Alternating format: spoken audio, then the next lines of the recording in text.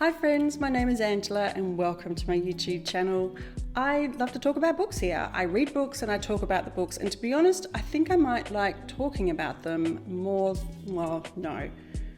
It is one of the highlights of my week actually, to be able to share what I'm reading with you, what I read, how I felt about it, what my thoughts are about books in general. I really do enjoy having these chats with you. It's something that one of the main reasons I think I started this channel was to be able to have this outlet to talk about books. So thank you so much for indulging me, and I love continuing the conversation in the comments with you.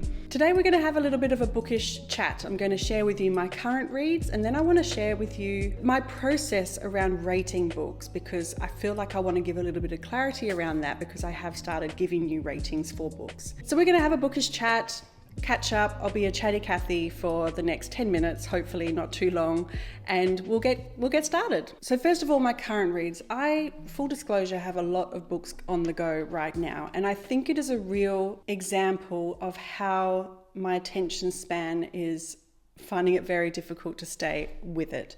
I start reading a book, I'm enjoying the book, but then I'm like, I want to move on to the next one. I'm not interested to find out the end of the story. None of these are real page turners for me. And so I'm starting it and then like, yeah, this is good. But then I pick up another book and I just start reading that one and the other one's forgotten about. I really want to finish these because they are not like DNF categories. They are not books that I'm really not enjoying and they don't vibe with me. So I'm trying to get into it. The good thing is that I've got a couple of books in here that I know I'll probably finish in the next couple of days, and now we're in mid-May.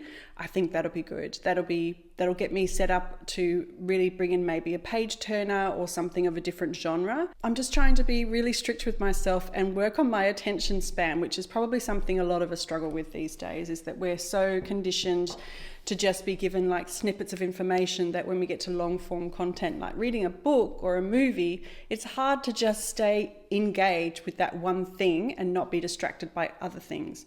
So I'm dealing with that at the moment. So let's have a chat about the books I've got on the go right now. Firstly, the biggest book I've got on the go is the Illiad by Homer, and this is the translation by Emily Wilson. This is one of the 5 classics that I want to read in 2025, and I am up to book 9. There are 24 books in this book, and I am not enjoying this as much as I thought I would. Not to the point that I want to stop reading, but that it feels a little scholarly, a little dry, maybe. The good thing with this translation is there is a lot of commentary provided in here. So what I'm trying to do is I'll read the chapter or the book and I'll try and take my time with it. And then I will go to the back of the book where there is a book summary and also like a little bit of a commentary where you can pick up line by line what certain things might mean and give you more clarity. Like maybe there's a person mentioned and you don't know where they've come from, and it will tell you their lineage. Or it could be a particular saying that doesn't make sense, and reading the commentary gives it a little more clarity. So what I'm doing is I'm reading the chapter and then I'm going to the back and I'm just reading the summary of the book, which is maybe 1 or 2 paragraphs, and it just summarizes what has happened and what is how the chapter ended. And then if I feel like I completely missed the point of what that chapter was about, I might go back and just read pieces of it again to try and understand and just get that information as well by reading the text, the translated text. So it is making it feel a little bit like it's homework, which is not fun, but I want to read it. I want it to be an accomplishment for this year. And I do want to read the Odyssey at some point. So feeling like if I can tick off the Illiad, that would be a good start. And it's just a personal accomplishment. And sometimes you've got to do hard things, and I'm not going to shy away from it. The book that I have on the go the most is Leonard and Hungry Paul by Ronan Hession. I'm reading it the most because it is the book that I'm reading on my way to and from work and also on my lunch break. So it is my main go-to book. And this was a book that was recommended by one of you guys, I think it was Kian, back when I was talking about my goals for 2025, and I was saying how this is the year for gentle, thoughtful, lovely books, not the year for the really hard discussions. I'm not ready to have those after last year was a very hard year for me personally. And so this was recommended because this is really, I'm almost finished with it. I think I've got a few chapters left to go. And at the core of it, I think these are just a couple of nerds who just go about their life, mind their own business, and they are just inherently kind and gentle people, quite meek and humble, and how they start to realize that this isn't something that is normal. Not everyone is like them. And I'm really enjoying this little message that I'm getting out of it. It is not, I don't think it's groundbreaking or earth-shattering, but it is beautiful writing. I'm really enjoying the characters that I'm meeting, Leonard and Hungry Paul. Hungry Paul is quite funny. So I'm looking forward to, I'll finish this one soon, but this is the one I'm picking up the most at the moment. A Room with a View by Ian Forster has been on the back burner. I started this book, I think I'm maybe 20% through, and then I got distracted and I just wanted to pick up another book. So I haven't been reading this one much. Again, it's not because I'm not enjoying it. It's just that I'm not challenged by it. It's not making me want to turn the pages. I'm really not invested in the characters yet, in their story. But again, it's a book that I want to read. It's a moment of history, of literature that I want to read. And I will get there. I will get this finished before the end of the month. It is such a small story. And I have heard that it is one of the best romance books out there, so I'm going to finish it, but it has been on the back burner. Chai Time at Cinnamon Gardens by Shankari Chandran. This is a book I'm buddy reading at the moment with a friend of mine. This was the winner of the Miles Franklin Literary Award in 2023. And I did try and pick it up last year. I started reading it and I put it down after a couple of chapters because there is a lot of characters in this book. It has a lot of point of views, and every point of view from each character starts to bring in new characters and new themes. And so I found it quite challenging then. I am still finding it challenging now, but it is nice knowing that I can share that distress, that feeling with the person who I'm reading the book with. When I pick this up again, there was such a a really challenging chapter about one particular character. I think it might have been the third or fourth chapter. And it was such beautiful writing and such a harrowing experience for this character, but it really gripped me. But that's the challenge with these books that are about ensembles, is that you find one character that you're really invested in, and you've got to let the other people finish their stories and tell their point of views before you get back to that character. And that was a struggle for me. So we're into this Chai Time at the Cinnamon Gardens, which is going well. I'm also reading The Horse and His Boy by C.S. Lewis. This is the third book in the Chronicles of Narnia. I've not read the Chronicles of Narnia before, and so just read the other two books for the first time this year. This is a story completely foreign to me. I don't have any information, whereas I did, of course, with The Lion, the Witch and the Wardrobe, and I do with, with Prince Caspian. I'm going in completely blind with this one. And this is just a really good book that I'm just picking up when I don't want to get into any of these books, maybe because of the writing, because of the themes, the content. This has just been a really good occasional palate cleanser. This is my lemon sorbet for the month of May, and I'll pick it up a little bit here and there before I get into the next one of these books that I know I need to finish. And another non-fiction, so I've got two non-fictions in here, which was no I don't, the Illiad is not non-fiction. This is my non-fiction book, Penelope Lively's Life in the Garden. And I picked this up recently in my birthday book shopping haul. I'm really enjoying it. We're in the middle of autumn right now, and autumn for gardeners is quite a busy time because you are harvesting, but you're also preparing for the next spring.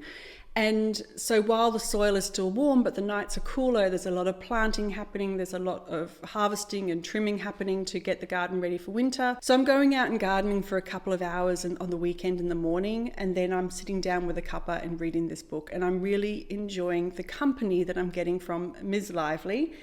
The writing is really lovely. It is very engaging. It drops a lot of bits, a lot of wisdom, a lot of information without feeling like it is too educational. I think that's probably the word I'm after. The introduction was quite long, but the chapter I'm in is called Reality and Metaphor. And so it's talking a lot about literature and how there are metaphors in the garden as well as what it actually is like to be in the garden. So there's a lot of literature names and books being dropped, which I'm enjoying.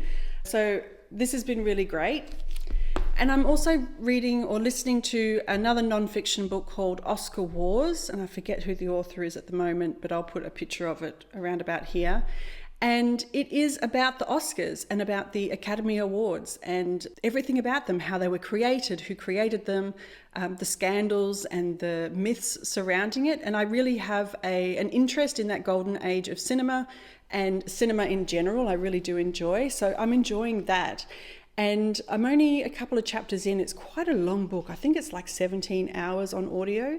So I'm only 2 chapters in, which has been the creation of the Academy Awards, and then probably the first 5 or 6 years of who was winning it, how they won it, the scandals surrounding it, or the secrets within. And now it's just moving into World War II and how the movie industry is reacting to the impact of World War II and whether they should address the war in the movie, or should they just stay away from it and give people a real escape? And it's been quite an interesting conversation because the first president was actually an actor, and then it went on to be a director. So the people that were running the Oscars had a lot of say in the movies that were coming out at that time. So I'm really enjoying that. If you're into cinema, into movies, into the mythology and scandals of Hollywood, I would recommend it so far. I think it was about this time last year that I shared that I didn't want to do ratings anymore. And part of the reason for that, of not giving a book rating when I review it with you, is because my rating system is very different to your rating system. So what you might use as your criteria for a 5-star book may be very different to my criteria. So I felt like because I don't wear that professional reviewer cap, I felt like I might be leading people astray, and I just thought it was easier not to put that number of the rating out there on these videos. But as I've grown as a reader over the last year, I've started to realize that I have to rate books. For me to grow, for me to understand my reading habits and what I'm enjoying, I need to rate them so I can look back and see, oh, that was the book that I rated 2 stars. Would it still hold up as a 2-star rating now? Do I still believe what I said at that point? Or have things changed? The further away you get from a book, sometimes your perspective changes. So I wanted to provide some clarity around my rating system, which is not earth-shattering. It's quite basic, really, and I just wanted to share that with you so you understand where I'm coming from when I give you a rating. One of the things I really liked about Storygraph is that they allow you to give quarter ratings, so you can give a 3.25 stars or a 4.75, that kind of thing, 4.5. You can't do that on Goodreads. You can only give like a whole 1, 2, 3, 4, 5 rating.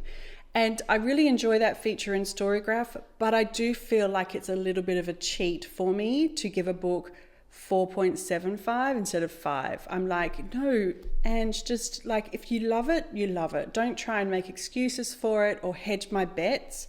So I'm trying to be more of a whole number rating now, where it's just a 5-star, 4-star, 3-star, that kind of thing.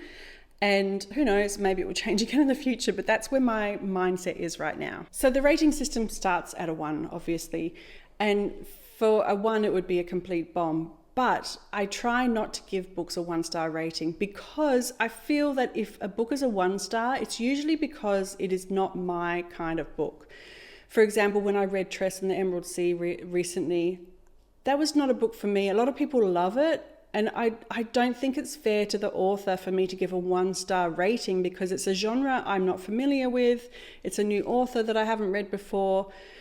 So it doesn't feel fair to the author to give a 1-star rating because my personal feelings about it were not that it was great. So I generally don't give a 1-star. I think I did give one last year, which was To the Trackers by Charles Frazier. And I stand by that. That was a terrible book by an amazing author. I stand by that one. 2 stars is a rating I would give to a book that was not that great for me, and I definitely would not recommend it to other people. So this is kind of my 1 star. If I want to give a rating to a book that is not my jam, I didn't enjoy the writing, the plot, the characters, something that is critical and able to be critiqued about a book rather than my own personal feelings, that's something I might give a 2-star to. And so, for example, with Tress, again, the ending I thought was a complete fizzer. I felt like that was a failure in the writing. And another one was Ask Not, which was a non-fiction book I read earlier this year that was just terrible. It was so biased. The writing was biased. It was not a non-fiction book. It was made up fan fiction. And so I gave that a 2 stars because I felt like there were so many flaws in the book and the process of how the book had been written. So that is where I would give a 2-star to. 3 stars is a book that I I kind of liked. I didn't hate it. I didn't love it. It's a real average rating for me, and I'm quite lukewarm about the book. So I may not like sit here and rave about it, but if someone in the future says, oh, I really wanted to read this book by so-and-so, and I read it and I gave it a 3 stars, I might recommend it to them because that's a genre they're into or they want to read that author. But I'm probably not going to keep it on my shelf. I'll probably give it away anonymously. Like, I'm not going to give it away to someone specifically, like maybe drop it in a little lending library or something. But it's really like a lukewarm feeling. And I think a book that felt that way for me recently was A Wrinkle in Time by Madeline. So I could have given that book a 2 stars, but I feel like it was because that book was not written for my age. That was written for much younger people, and it was written in a different time. And I feel like if I was to give it a 1 or 2 stars, that would be completely unfair because I was bringing my baggage with me. So I gave that book a 3-star rating because there were moments where I enjoyed it, but overall I didn't. And I probably wouldn't recommend it to people in general, but I don't hate it. I don't really despise it. And I wouldn't say, don't read that book. So I hope that makes sense. 4 stars is a book that I really liked. I would probably recommend it to people that I know like the genre. I might keep a copy, but it's not a 5-star for some reason. There is something in the book that didn't work to make it a 5-star, even though I really enjoyed it. It could have been the writing style, it could have been the ending, or maybe some real, that I felt like the author could have gone a certain way and they didn't, just to play it safe. So that might create a 4-star book. Or the plot not pulling together properly. And a recent 4-star review for me was The Wedding Forecast, which is a genre I don't read often. It's a romance. It's an author I had never read before. But I really enjoyed it. But I wouldn't give it a 5-star and say, this is phenomenal and this is going to be in my top 10 of the year.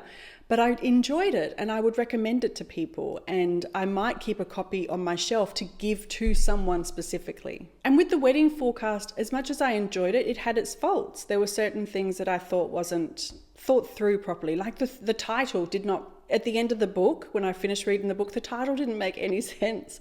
So there might have been something critical that I felt pulled it back from being a 5-star read. Now, a 5-star read, I loved it. There is no faults with this book. It is a book that I will recommend to everybody, regardless of their preferred genre that they like to read. I will keep a copy of it on my shelf. I will guard it with my life. I will probably reread it in the future. And this is the book that I hesitate to lend to anybody because I don't want to risk them not bringing it back. That's the kind of book, the feeling that I get with a 5-star. I would prefer to go out and buy a book to give to someone rather than give them my copy of a 5-star. A recent 5-star for me, I think it might have been the first one for this year, for 2025, was Rare Singles by Benjamin Myers. I am a Benjamin Myers fan. I love his writing. This book was so unique. It was an interesting period of time, interesting characters. The conflict was interesting that they had to deal with. The writing is exquisite and it made me feel something. And I will always vouch for Benjamin Myers. I haven't read a bad book of his yet, but the interesting thing with him is that he doesn't seem to be stuck in a genre. He writes all sorts of genres. It's not like, Kristen Hanna, exactly what she's going to be writing about, or Madeline Miller. But with Benjamin Myers, he writes literary fiction, historical fiction, a little bit of speculative stuff as well. It's really fascinating, but I definitely am standing by my 5 stars for Rare Singles. That was a brilliant book. Brilliant. The length of the book was perfect. It wasn't too long, too short. This is a 5-star read for me. So I hope that was interesting. I hope that gives a little bit more clarity. Maybe you don't care, but I am definitely going to keep giving ratings, and I'll probably just reference this video in the future if you want to go back and figure out what does that mean. And like I said, the ratings are more for my own growth, probably more so than for your growth. So just take it with a grain of salt, like I would much more hear the commentary that someone says about a book rather than just a flat 5-star, 3-star, 1-star. I want to know how the book made them feel, because then that helps me understand if it's something I might be into. So thank you again for joining me. I really enjoy having these little bookish chats with you. I would really love to know what your thoughts are. And one thing I do want to ask, if you've waited until the end of this video, is would you be interested in doing a big buddy read with me? If I was to choose a book in a month and give you more notice than you needed, would you be interested in doing a buddy read with me? I would love to hear your thoughts on that. So thank you so much for joining me, and I'll talk to you soon. Bye.